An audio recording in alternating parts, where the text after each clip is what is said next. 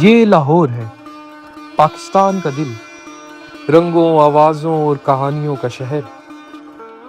और ये लाहौर के दिल में धड़कती एक रग ऑरेंज लाइन मेट्रो ट्रेन है। एक ऐसी सवारी जहां रोज़ाना लाखों लोग सफ़र करते हैं, लेकिन ये सिर्फ एक सफ़र नहीं, ये है कहानियों का एक सिलसिला। हर स्टेशन पर एक नई शुरुआत, हर डब्बे में एक नई दुनिया और हर चेहरे के पीछे एक अलग अलग दास्तान। कुछ कहानियाँ खुशी की होती हैं और कुछ जद्दोजहद की और कुछ इंसानियत की। आइए आज लाहौर के लोगों की कहानी सुनते हैं ऑरेंज लाइन के जरिए।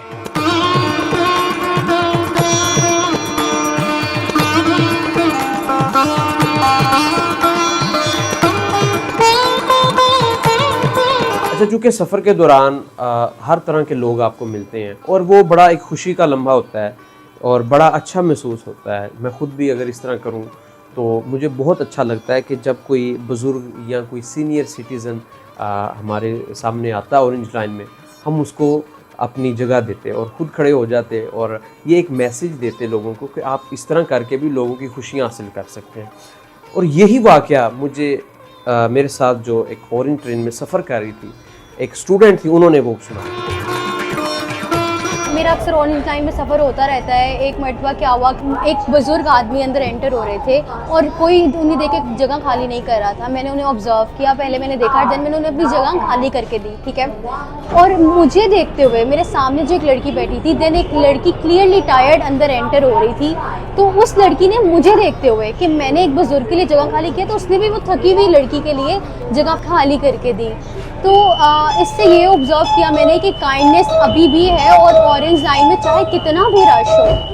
और ऐसा नहीं है कि लोग कुछ किसी चीज़ को ऑब्ज़र्व नहीं करते, लोगों में काइंडनेस अभी भी मौजूद है। मुझे ऐसा लगता है एक छोटी सी एफ़र्ट से आप किसी की दुआएं हासिल कर सकते हो, किसी की खुशी किसी के फेस पे देख सकते हो। जैसे कि वो बुज़ुर्ग अंकल थे तो उन्होंने मुझे दुआएं दी and that all that thing. और मैं चाहती हूँ कि लोगों को ऐसे ही एफ़र्ट्स करते रहना चाहिए, काइंडनेस स्प्रेड करनी चाहिए।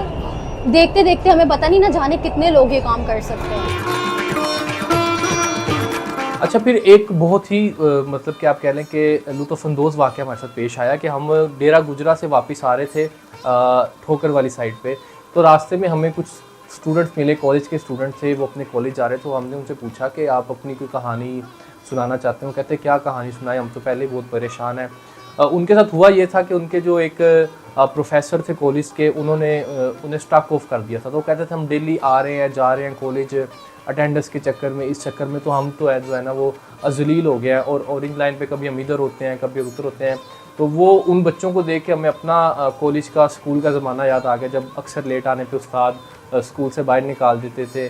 तो ये बहुत रिलेटेबल था हमारे लिए। और कॉलेज तो अच्छा है, लेकिन वहाँ के थोड़े से सर हैं जो उन्होंने मेरे तकरीबन हम रमज़ान था तो 10 मिनट के लिए हम नमाज़ पढ़ने गए तो लेट हो गया, तो उन्होंने हमें स्टॉप ऑफ किया है और हमारा एडमिशन भी नहीं कर रहे। हमारे घर वाले आ रहे हैं तो वो सुन ही नहीं रहे उनकी, और हम रोज़ ही कभी इधर कभी उधर घूमते हैं, तो कॉलेज भी हमें जाने नहीं देते। तो बस वैसे हम तंग हैं, गर्मी में इधर घूम रहे हैं। बस 10-15 क्लास वाले जो हैं उन्होंने स्टॉप ऑफ किए, मैं उनकी सुन ही नहीं रही। ये जो एक हमारा दोस्त है वो बॉर्डर से आता है और एक शेखुपुरे से आता है और एक साथ वाली गली से आता है। तो वो कह रहे हैं शाम लेके आओ, ये करो, और कभी किसी सर के पास जाना पड़ा, कभी किसी के पास जाना पड़ा। चूँकि तकरीबन रोज़ाना ही ऑरेंज लाइन का सफ़र होता था, तो एक दिन मुझे यूनिवर्सिटी की एक स्टूडेंट मिली। उनसे मैंने कुछ डिस्कशन की और पूछा कि आप अपनी कोई स्टोरी बताना चाहें जो आपको याद हो और आप समझती हो कि वो लोगों तक लाई जाए। तो उन्होंने एक बहुत ही इंटरेस्टिंग स्टोरी सुनाई कि किस तरह उन्होंने एक ज़रूरतमंद ख़ातून की मदद की और वो किस तरह उनको वहाँ पे ऑरेंज लाइन के सफ़र के दौरान मिली और कितना बड़ा उनकी हेल्प करने से उनका काम हुआ कि वो आप खुद इसमें देखें। एक दफ़ा कि मुझे ना ऐसे ही रैंडम ट्रेन में अली टाउन से मैं बैठी तो मुझे ट्रेन में ना आंटी मिली और मेरी उनसे ऐसे गपशप होती रही, इस्लाम दुआ की, हाल चाल पूछा। आंटी ने मुझे बताया कि उनकी बेटी की शादी होने वाली है और उनको ना कुछ पैसों की ज़रूरत है और उनको हेल्प चाहिए कुछ। तो मैंने आंटी का नंबर वगैरह लिया, मैंने कहा आंटी मेरे से जितना हो सका मैं आपकी हेल्प करूँगी, मैं कोशिश करूँगी करने की। खैर मैं अपनी क्लास में गई, मेरी यूनिवर्सिटी जाके अपने दोस्तों से, अपने क्लास वालों से सबसे डिस्कस की है बात और सब ने इस चीज़ को बहुत अप्रिशिएट किया और हमने जितना हो सकता था हम सब ने मिल के उनकी हेल्प की, और ऐसे मुझे ये चीज़ बड़ी अच्छी लगी, मेरे दिल को सुकून मिला ये चीज़ करके ना।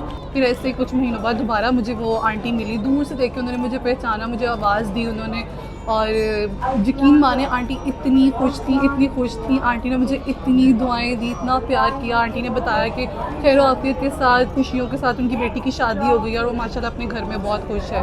तो मेरे ख्याल से इस तरह हमें लोगों की मदद करनी चाहिए।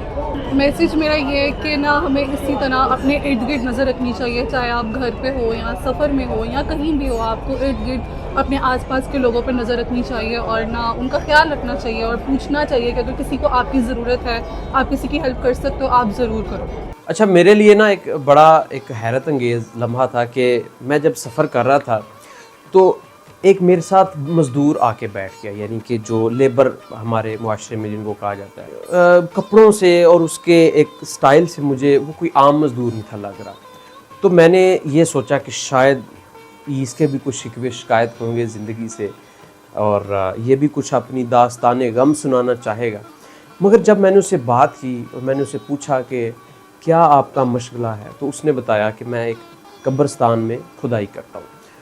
लेकिन मेरे लिए सबसे हैरत अंगेज़ बात ये थी कि उसको अपनी ज़िंदगी से कोई शिकवा नहीं था। हालांकि बज़ाहिर वो इस तरह लग रहा था कि वो बहुत मुश्किलों में, परेशानियों में, लेकिन उसने हर हाल में कहा कि रब का शुक्र है कि जैसी ज़िंदगी गुजर रही है अच्छी अल्लाह पाक ने ज़िंदगी दी थी, अल्लाह पाक ने गुजर रही है बात जी में अल्लाह चाहता है गुजार रहा है ऐसे, और कोई मसला नहीं, बिल्कुल ठीक खुश है।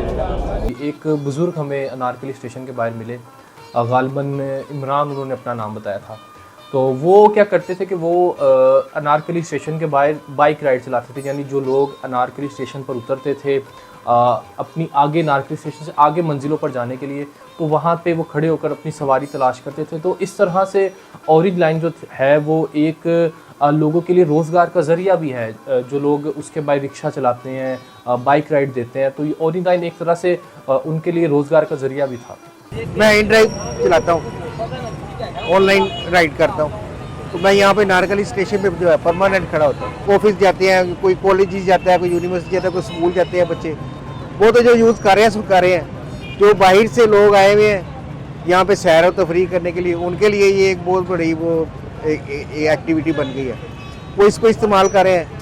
और दूसरा ये है कि पहले से ज़्यादा रश बढ़ गया इस पे भी ज़्यादा रश बढ़ गया, लेकिन इसकी कैपेसिटी ज़्यादा है इसलिए इसमें गुजारा हो रहा है। लेकिन फिलहाल जो है ना सब कुछ फ्री होने की वजह से बाइकिया वालों का काम काफ़ी हद तक कम हो गया। ये ऑरेंज लाइन जो चल रही है उसकी वजह से हमें सवारियाँ ढूंढने में आसानी होती है। और ये जो हमारा ये वाला स्टेशन एक बड़ा मरकजी स्टेशन है ऑरेंज लाइन का, अनारकली का। समझ लें कि लाहौर के दिल में जो है ना वो उन्होंने स्टेशन बनाया। इसके इर्द गिर्द गवर्नमेंट के काफ़ी सारे इंस्टीट्यूट हैं, गवर्नमेंट के यूनिवर्सिटीज़ काफ़ी सारी हैं, और दूसरा यहाँ के कॉलेजेस काफ़ी सारे हैं, स्कूल है, और गवर्नमेंट के काफ़ी सारे इदारे हैं जो इसके साथ रिलेटेड है।